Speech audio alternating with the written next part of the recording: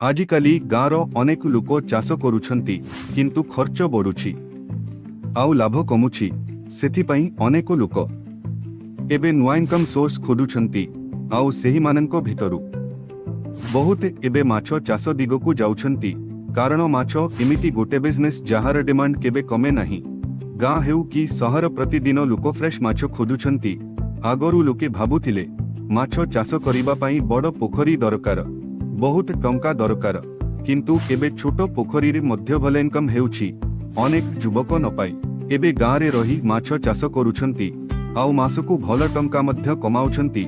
साधारणतः रंकाटलामरेगल भली माछो लोके अधिक चाष करुछंती कारण एही माछो मार्केट रे शीघ्र बिक्री होई जाय।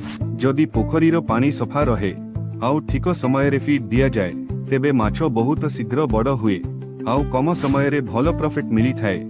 किछि लोक माछो चाष सहित फार्मिंग मध्य करुछंती एथिरे खर्च कमुछि आउ इनकम डबल हेउछि। आजिकाली बायोफ्लॉक फिश फार्मिंग मध्य बहुत फेमस हेउछि जेउठी छोट टैंक भितरे मध्य हजार हजार माछो पालन करा जाउछि।